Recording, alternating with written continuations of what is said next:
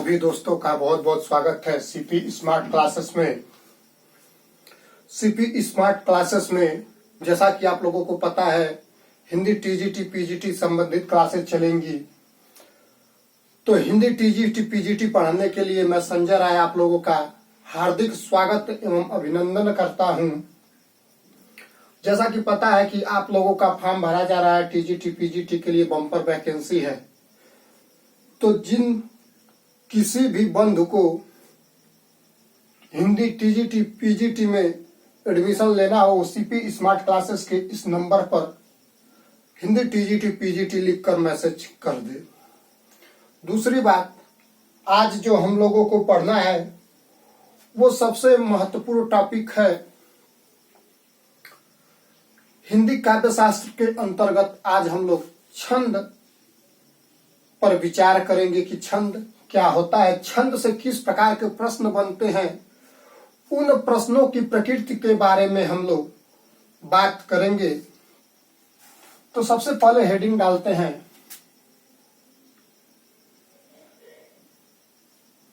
छंद।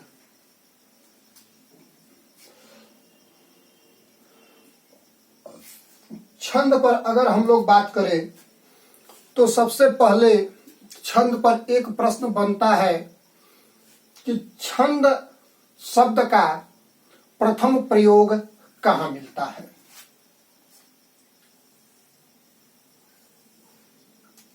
अगर हम लोग देखें तो छंद शब्द का प्रथम प्रयोग कहाँ मिलता है,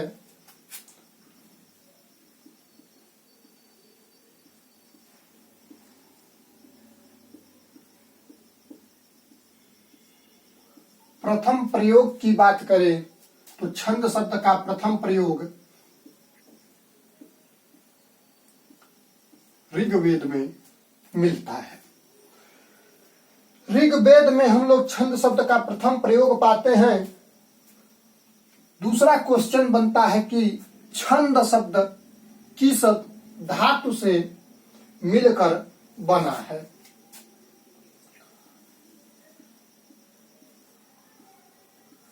अगर हम लोग छंद शब्द में धातु की बात करें तो धातु है छिद। छिद धातु से छंद शब्द का निर्माण होता है।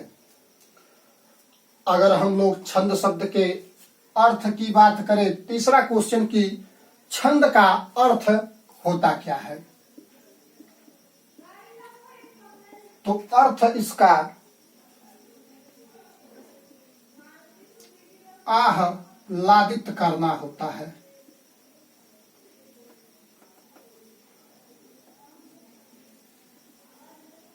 आह्लादित करना छंद का अर्थ है।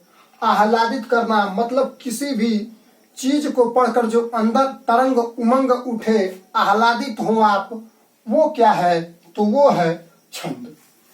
हम लोग दूसरी बात, छंद के जन्मदाता कौन है, ये बहुत बार क्वेश्चन पूछा जा चुका है। छंद के पिता या छंद के जन्मदाता कौन है, तो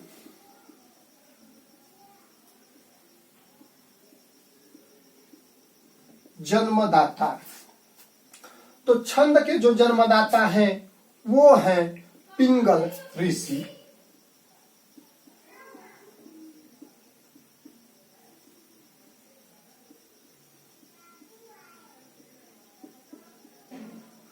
पिंगल ऋषि छंद के जन्मदाता माने जाते हैं।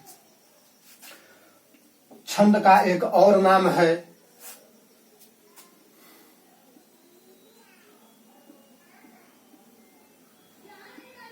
दूसरा नाम, इसको हम लोग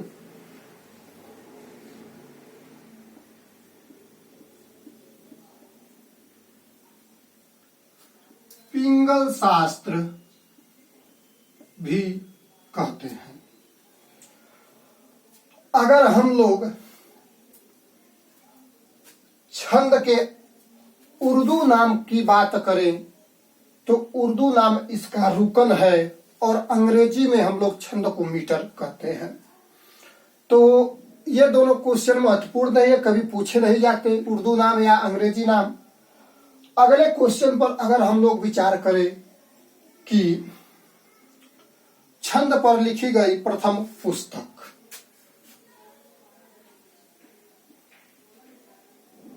छंद परक प्रथम पुस्तक, तो छंद परक प्रथम पुस्तक जो है वो है छंद माला। छंद माला को लिखने वाले कौन हैं? तो ये जो लिखने वाले हैं वो है रीतिकाल के प्रथम आचार्य केशव दास। केशव दास की छंद पर प्रथम पुस्तक छंदमाला प्राप्त होती है। अब हम लोग अगर कहें कि छंद का प्राण किसे कहते हैं, छंद का प्राण, तो छंद का प्राण जो होता है वो होता है तुक।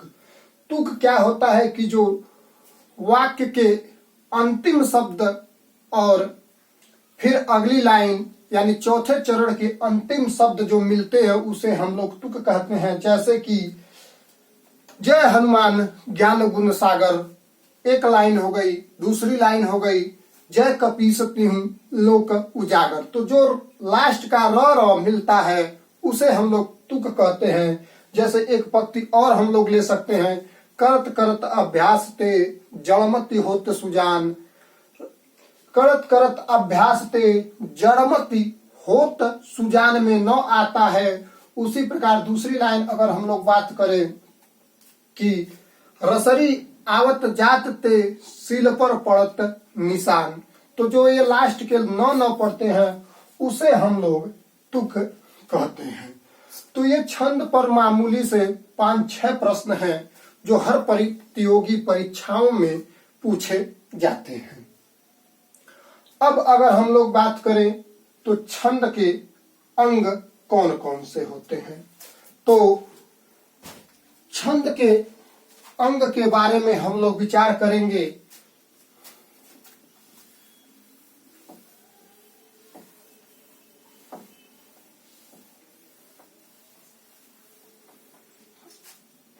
छंद के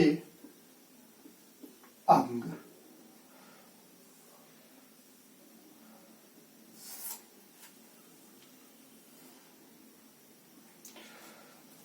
छंद के कितने अंग होते हैं? तो सबसे पहले तो छंद के 7 अंग होते हैं, लेकिन कहीं कहीं अनेक पुस्तकों में आप लोगों को छंद के 5 अंग मिलेंगे, लेकिन मैं आप लोगों को छंद के 7 अंग के बारे में बताता हूं। जैसे सबसे पहला है चरण, पाद या पद। पहला अंग चरण, पाद या पद। दूसरा है इसका वर्ण या मात्रा। अगर वर्णिक छंद है तो हम लोग वर्ण की गिनती करेंगे और मात्रिक छंद है तो हम लोग मात्रा की गिनती करेंगे। इसी के तरह तीसरा जो है वो है लघु या गुरु। अगर एक मात्रा है तो उसे हम लोग लघु कहते हैं, 2 मात्राएं हैं तो उसे हम लोग गुरु कहते हैं। चौथा नंबर जो है वो है संख्या, क्रम या गढ़। मात्रिक छंदों में हम लोग मात्राओं की संख्या गिनते हैं, क्रम देखते हैं, और वर्णिक छंद में हम लोग गढ़ देखते हैं। वो हम लोग विस्तृत रूप से जब छंद पढ़ेंगे तब इसके बारे में विस्तृत रूप से जानकारी प्राप्त करेंगे। इसके बाद लय या गति। लय या गति का मतलब है कि किसी भी काव्य को पढ़ते वक्त जो हम लोग उतार और चढ़ाव स्वरों के माध्यम से करते हैं उसे ही लय या गति कहते हैं। इसके बाद छठा नंबर जो है वो है यति या विराम। यति या विराम, अगर हम लोग किसी कविता को पढ़ रहे हैं और थोड़ा सा अगर ठहराव लेते हैं तो उसे हम लोग यति या विराम कहते हैं। जैसे कि हम एक पंक्ति लेते हैं, करत करत अभ्यास ते पर जाकर रुकते हैं, फिर आगे हम लोग बोलते हैं जड़मति होत सुजान। तो जहां पर हमने ठहराव लिया उसे हम लोग यति या विराम कहेंगे। और छंदों का जो सबसे अंतिम अंग है उसे हम लोग छंद का प्राण भी कहते हैं, और वो क्या है तो वो है तुक। तुक के बारे में मैंने आप लोगों को बताया कि जो लास्ट के अक्षर मिलेंगे हर लाइन पे उसे हम लोग तुक कहते हैं। तो ये हो गए छंद के 7 अंग। अब हम लोग अगर छंद की बात करें कि छंद कितने प्रकार के होते हैं,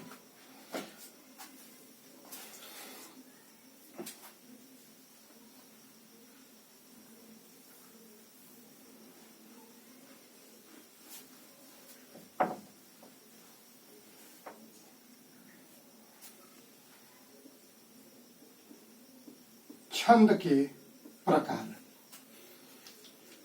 छंद के प्रकार की बात अगर हम लोग करें तो ये 4 प्रकार के होते हैं। सबसे पहला कौन सा है तो सबसे पहला जो छंद है वो है मात्रिक छंद। दूसरा जो है उसे हम लोग वर्णिक छंद कहते हैं।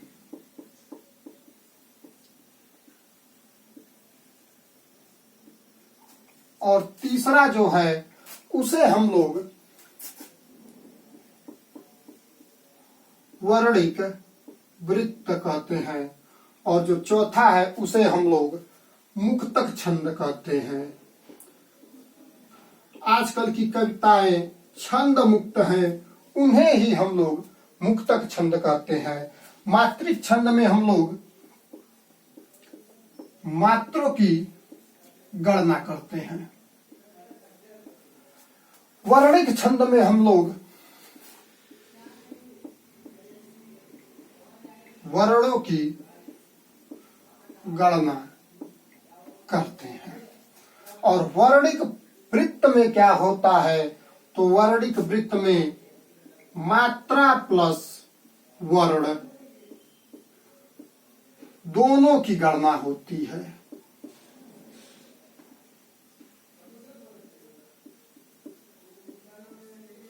दोनों की गणना होती है।